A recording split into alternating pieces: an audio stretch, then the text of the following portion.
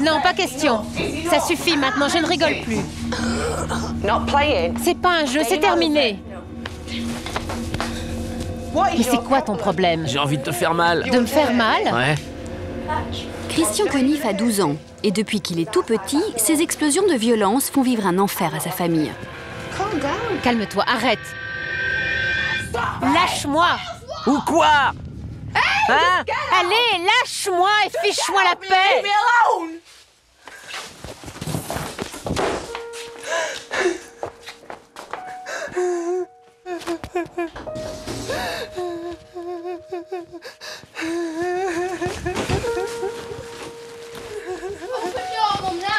Ouvre la porte, maman. Allez, je suis désolé, maman. S'il te plaît, je m'excuse. Pardon, maman. J'arrête, je te ferai plus mal. Christian n'est pas un monstre, il est malade. Il y a 5 ans, les médecins ont diagnostiqué un trouble déficit de l'attention avec hyperactivité. Un trouble du comportement assez courant qui touche un enfant sur 20. Mais Christian a développé une forme extrême de la maladie qui le rend hyper violent et totalement incontrôlable. Ces crises peuvent survenir à tout instant, sans raison apparente, et aucun traitement ne fait vraiment effet.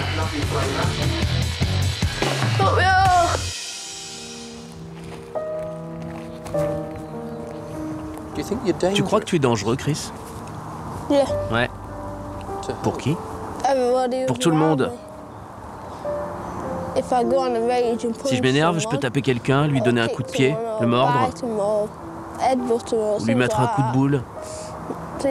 Je peux lui faire très mal. Si Christian est dangereux, il est aussi victime de sa maladie. À l'école, les autres enfants le rejettent. Il n'a pas d'amis et passe la plupart de son temps seul. À 12 ans, il s'inquiète déjà pour son avenir. Je peux pas savoir ce qui va se passer, mais j'imagine ce qu'il va arriver. Et je sais pas ce que je peux faire pour l'éviter. Qu'est-ce qui pourrait se passer? Qu'on m'envoie en prison? Pourquoi tu penses ça? Parce que je suis violent, et quand je serai grand, je risque de faire plus de dégâts. Christian peut passer d'un état à l'autre en quelques instants. Sa maladie l'empêche totalement de contrôler ses pulsions. Et quand il se déchaîne, il n'a plus vraiment conscience de ce qu'il fait. Coups de poing, coups de pied, insultes, ces explosions de violence terrorisent toute sa famille. Ses parents ne savent plus quoi faire, ni à quoi s'attendre.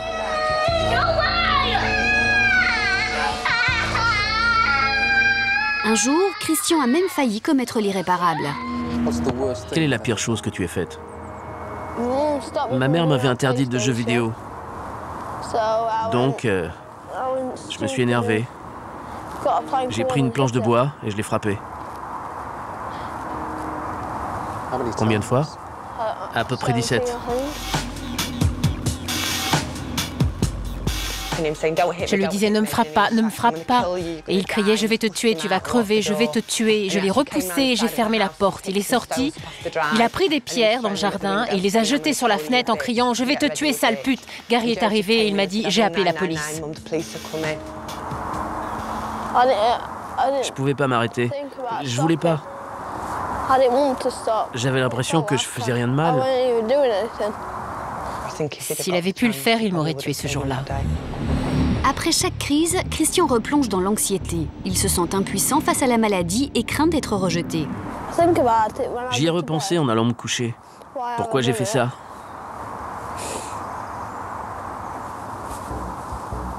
Je me suis juste dit, je suis stupide ou quoi? J'ai fait du mal à ceux que j'aime et qui m'aiment le plus. Depuis ce terrible accident, sa mère a décidé de tout tenter pour le sauver. Pour elle, le temps est compté. Si elle ne parvient pas à trouver un traitement adapté, elle doit s'attendre au pire. J'espère trouver une solution miracle pour garder Christian et qu'il évite la prison. Je veux essayer de le garder à la maison le plus longtemps possible.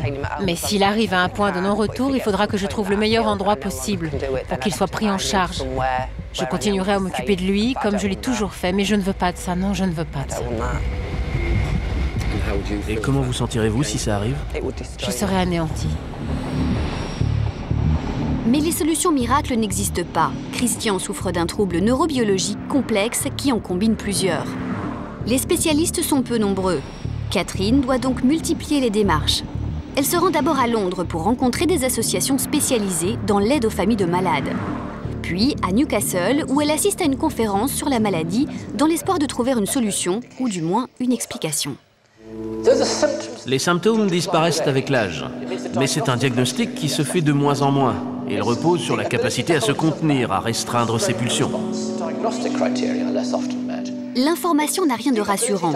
En effet, dans 30 à 50% des cas, les troubles persistent à l'âge adulte. De plus, les spécialistes sont divisés sur les causes, mais aussi sur le traitement de la maladie, ce qui complique considérablement la tâche des familles en recherche de solutions. Dès son retour, Catherine fait installer des caméras de surveillance dans sa maison. Une association d'aide aux parents lui a suggéré cette méthode pour observer le comportement de son fils. L'analyse des images permettra peut-être, avec l'aide des médecins, de déterminer ce qui provoque ces accès de violence. Mais Christian n'est pas dupe. Il s'empresse de fouiller la maison et découvre les caméras, les unes après les autres. Qu'est-ce que c'est? C'est pas une vraie plante? Si? Ah ah, j'ai trouvé la caméra cachée. Oh, Ici. Je vais coller de la pâte à modeler dessus. Et là en dessous, il y a toute l'installation électrique. Moins d'1 heure plus tard, les caméras enregistrent une première crise en direct. Je vais te mettre un coup de poing, maman. ne menace plus jamais ma mère comme ça. Je vais te casser le cou. Ouais, et toi aussi. Laisse maman tranquille.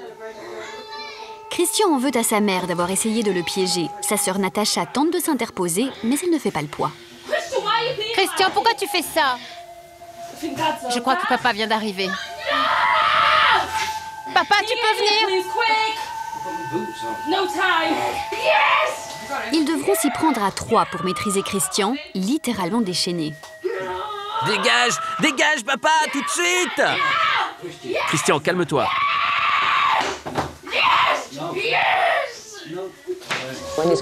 Quand il est calme, ça va. Mais quand il est mauvais, il l'est vraiment. Ouais, il est beaucoup plus fort qu'avant. Ça devient difficile de le maîtriser. Aujourd'hui, j'y arrive, mais Cathy n'y arrive plus. Personne d'autre n'y arrive. Un jour, il sera plus fort que moi. Et là, on aura un vrai problème. Parce qu'il fera la loi dans la maison. Si on ne peut pas le soigner, il va falloir s'en séparer. Pour la sécurité de nos enfants. Et pour la nôtre. Je pense souvent à l'avenir, surtout à celui de Christian. Et je le vois assez sombre. Catherine doit impérativement rechercher d'autres solutions. La maladie de Christian consomme toute l'énergie de la famille. C'est une source de stress permanent. Sa sœur Natacha, 15 ans, n'arrive plus à gérer la situation. J'en ai vraiment marre aujourd'hui. J'ai l'impression que tout le monde s'occupe de Christian et que personne ne s'intéresse à ce que je ressens. Tout le monde essaye de faire de son mieux pour le supporter, mais personne ne pense à ce que je vis et à quel point tout ça m'affecte.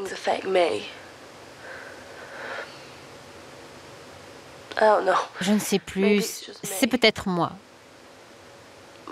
Mais parfois je me sens comme abandonnée. J'ai l'impression que je ne sers à rien. Natacha subit les agressions de Christian depuis des années. Des agressions parfois très traumatisantes. Un jour, il lui a enfoncé une aiguille de 10 cm dans la jambe. Une autre fois, elle jouait avec Christian dans le jardin, il a ramassé une brique et lui a lancé à la tête.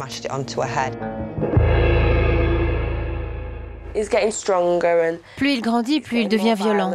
Et on ne sait jamais ce qu'il va faire la prochaine fois. Avant, il ne s'attaquait qu'à Joseph, Liam et moi. Maintenant, il frappe aussi maman. Le jour où il s'attaque à mon père, plus personne ne sera à l'abri dans la maison.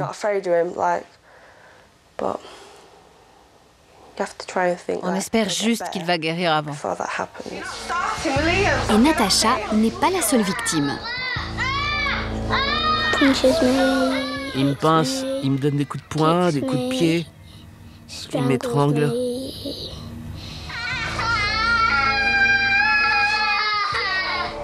Pour Natacha, c'est aller trop loin. Pour ne pas continuer à vivre dans la peur, elle vient de prendre une grave décision.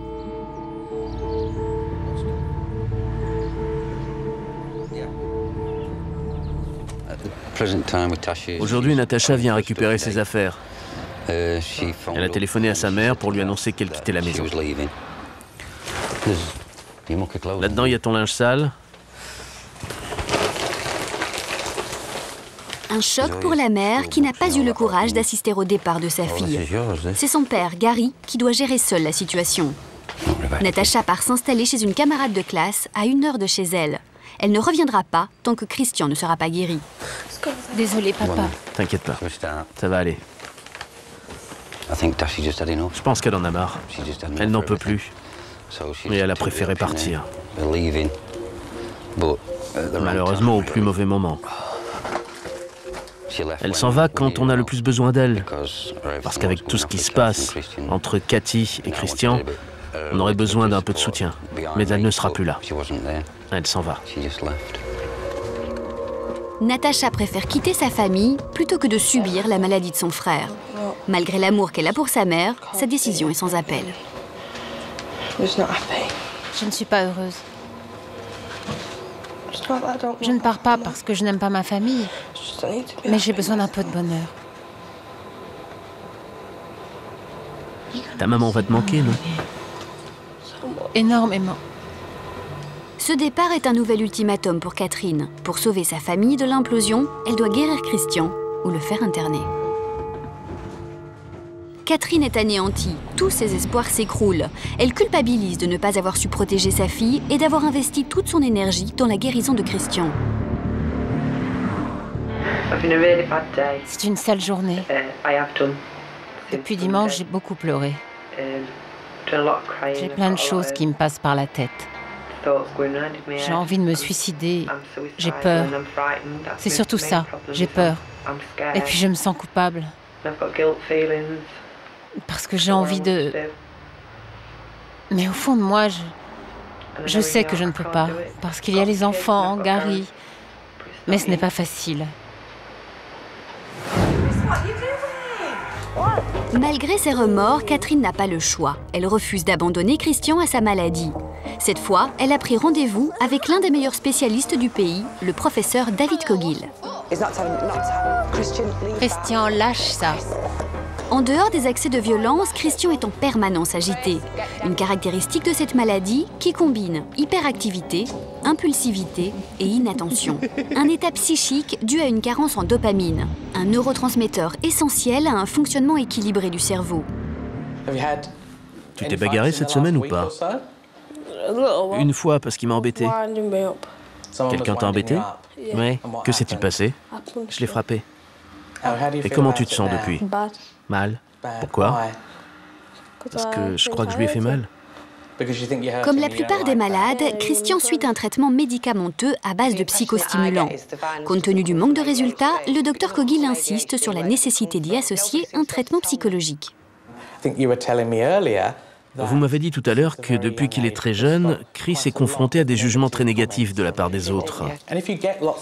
Et quand les gens nous jugent de façon négative, on peut facilement croire qu'on est mauvais. Or, on sait que c'est une des raisons qui peut faire évoluer cette maladie dans ses formes les plus extrêmes, avec des comportements violents, voire déviants. C'est un cercle vicieux. Comme il souffre d'un trouble du comportement, il a des sautes d'humeur brutales. Et comme il ne les maîtrise pas, ça génère une frustration de plus en plus forte et ça le rend très agressif. Christian, lui, a une autre préoccupation. Je vais devoir prendre mes médicaments toute ma vie? Personne ne peut le savoir, Chris. Pour le moment, je pense que tu dois les prendre de façon régulière. C'est ce qu'il y a de mieux pour toi. La consultation n'a pas répondu à toutes les questions de Catherine, mais elle ouvre une nouvelle piste, celle d'un traitement complémentaire qui pourrait favoriser la guérison. En attendant, Christian doit continuer à prendre ses médicaments, un traitement très lourd pour un enfant de 12 ans. J'ai pas mal d'appréhension. Ce sont des médicaments assez forts. Mais si ça peut l'aider, c'est l'essentiel, alors je les lui donne. Mais pour Christian, les médicaments ne suffisent pas et un nouvel incident va se produire. Allô? Oh non, c'est pas vrai. Et il a recommencé. Cette fois, c'est en dehors de la maison que l'agression a eu lieu. Christian a frappé un homme dont le chien a mordu l'un de ses copains. Salut bébé, ça va? Qu'est-ce qui va pas? Qu'est-ce qui se passe? Assieds-toi. J'ai voulu défendre l'autre abruti. Je vais le tuer. Non, S'il habite dans la rue, non, tu ne vas pas faire ça. je vais tirer sur son chien aussi. Non, ne sois pas bête. Comme après chaque crise, Christian regrette son geste. C'est dans ces moments-là qu'il a le plus besoin de sa mère. J'ai juste voulu le défendre et maintenant c'est moi qui les ennuie. J'aurais dû le laisser se faire défoncer la tête. Je pensais que tu m'aimais. Oui, mais lui, je ne l'aimais pas. Non, mais si tu m'aimes, tu ne vas pas nous attirer des problèmes en allant frapper ce type. Dans ces phases dépressives, caractéristiques de la maladie, Christian prend aussi conscience du mal qu'il lui fait.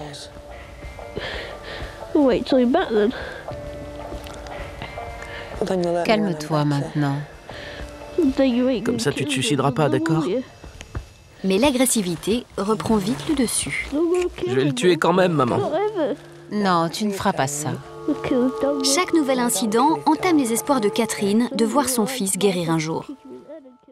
Seul soulagement, sa fille lui a rendu visite pour fêter son anniversaire. Mais Natacha a profité de l'absence de Christian. Et le moment de répit sera de courte durée.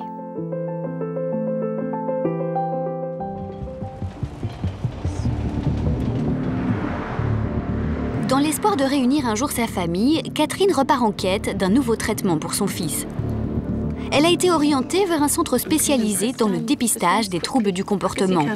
Christian va y passer des examens pour déterminer si sa maladie a d'autres causes que neurologiques. Les examens ont à peine commencé et Christian commence à s'énerver. Maman, je m'écrase le doigt. Mon Dieu, Si tu me fais mal, je vais m'énerver. tu saignes bien? C'est parfait. Elle m'a ouvert le doigt. Maintenant, ça devrait aller. La nutritionniste Angela Beecroft a mis en place un traitement basé sur un régime alimentaire adapté. Des études récentes montrent en effet que les colorants, mais aussi certains conservateurs, peuvent accroître l'hyperactivité. Ce qu'il faut faire maintenant, c'est supprimer progressivement tous les colorants présents dans ton alimentation, car on sait qu'ils renforcent ton hyperactivité. Or, on ne sait pas ce qui se passe chez toi quand tu manges un tube de Smarties ou un produit avec beaucoup de colorants. Ça veut dire que tu ne peux plus manger des chips aromatisés, mais juste des natures. C'est d'accord? Parce que les chips aromatisés contiennent ce qu'on appelle du glutamate monosodique. Et on sait que ça peut renforcer l'hyperactivité. Good. Grace, like a chemistry lesson here, isn't it?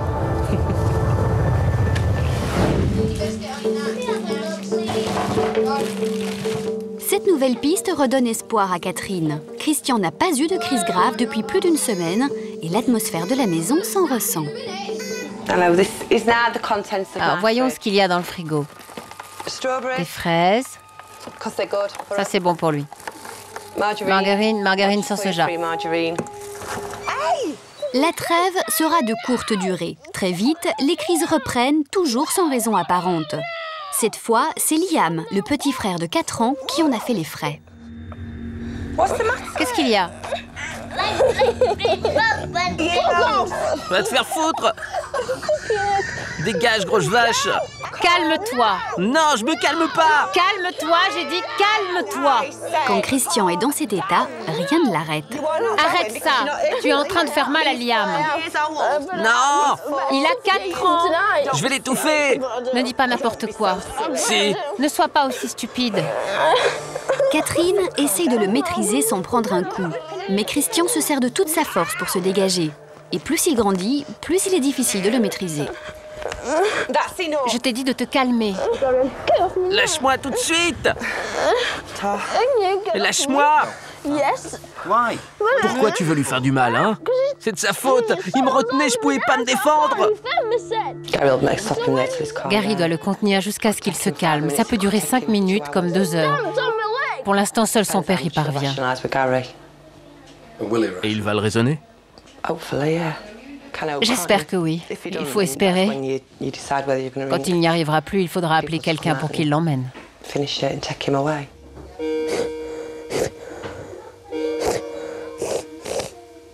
Catherine doit maintenant tenter le tout pour le tout et trouver un traitement adapté avant qu'il ne soit trop tard. Avec son fils, elle a décidé d'entreprendre le voyage de la dernière chance. Un voyage qui va les conduire jusqu'à Boston, aux États-Unis.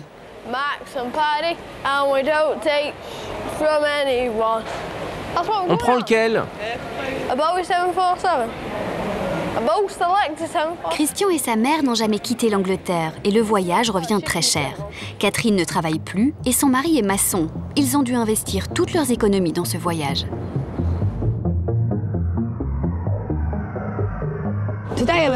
Aujourd'hui, je me sens nerveuse. Je suis angoissée. On est à des milliers de kilomètres de la maison et je suis vraiment perdue. C'est notre dernière chance. J'aurais tout tenté. Je ne pourrais pas aller plus loin et à vrai dire, j'ai peu d'espoir. C'est bizarre, je me sens bizarre. À Boston, Catherine et son fils ont rendez-vous avec le Dr Ross Green, un psychologue mondialement réputé pour avoir mis au point une thérapie adaptée aux enfants dits explosifs. Dis-moi, est-ce que tu exploses en permanence ou seulement à certaines occasions? Seulement de temps en temps? D'accord, prenons quelques exemples. Je sais que ça arrive quand les gens te disent non, c'est ça? Est-ce qu'il y a d'autres fois où ça arrive? J'aime pas qu'on triche. Tu n'aimes pas qu'on triche, ça t'irrite, ça te frustre. Mais on peut arranger ça, ouais. Le Dr Green a étudié en détail le dossier de Christian. Il sait que sa maladie a été diagnostiquée tardivement, à l'âge de 7 ans, mais que ses crises ont commencé dès l'âge de 2 ans. Apparemment, ce qui se passe, c'est que quand tu es contrarié, tu réagis différemment des autres personnes. Qu'est-ce que tu en penses? Oui. Pour une fois, Christian est étonnamment calme. Le Dr Green le met à l'aise en lui expliquant les choses simplement. Il a réussi à capter son attention. Le Dr Green s'appuie sur une idée simple. Du fait de sa maladie, Christian ressent plus fortement les frustrations que les autres enfants et il réagit en conséquence. J'ai de bonnes raisons de penser qu'il lui manque certains mécanismes de contrôle essentiels. Oui, c'est sûr. Et c'est ça qui lui pose problème. Particulièrement quand il est contrarié ou, comme il le dit, fâché. Je ne vois qu'une chose à faire. Il faut lui apprendre ces mécanismes. D'accord. C'est cette méthode appelée traitement collaboratif qui a fait la notoriété du Dr Green. Une méthode simple qui a démontré son efficacité sur des enfants qui, comme Christian, ont développé un grave trouble d'opposition lié à la maladie. Si nous ne lui apprenons pas ces mécanismes, je suis plutôt pessimiste pour l'avenir. Cette méthode implique de reprendre les bases de l'éducation. Catherine doit apprendre à faire des compromis avec son fils. Elle doit être plus à l'écoute sans pour autant le laisser mener le jeu. De son côté, Christian devra apprendre à mieux gérer ses pulsions avec sa mère comme avec les autres. Les autres, c'est justement ce qui inquiète Catherine. En ce qui concerne Christian et Joseph, ils ne se parlent plus et Joseph fera un jour comme sa sœur. Qui est parti. Oui. Si tu veux te rapprocher de Joseph, qu'est-ce que tu devrais faire? Plus jouer ensemble? Plus jouer ensemble. Ouais. Le Dr Green insiste pour que Christian apprenne à mieux gérer ses émotions pour canaliser ses pulsions violentes. Et quand il t'insulte, comment est-ce que tu réagis? J'ai envie de le frapper. On avance. Est-ce que tu aurais envie de faire un peu plus d'efforts?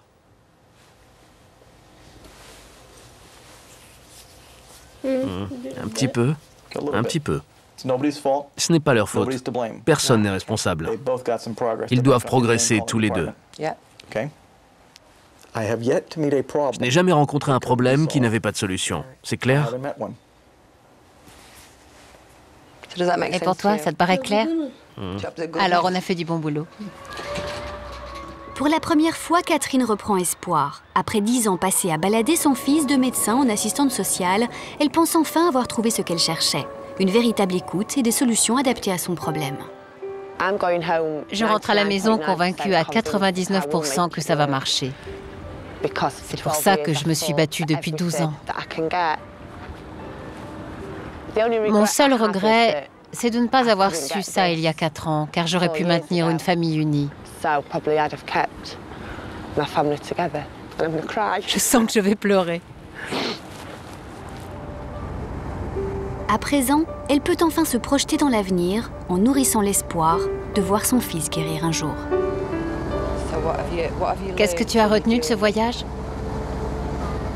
Qu'on peut s'améliorer. Et ça te donne de l'espoir? Ouais. Tu crois que ça va aller maintenant? Ouais. On va tous s'améliorer et tout ira mieux. Ouais.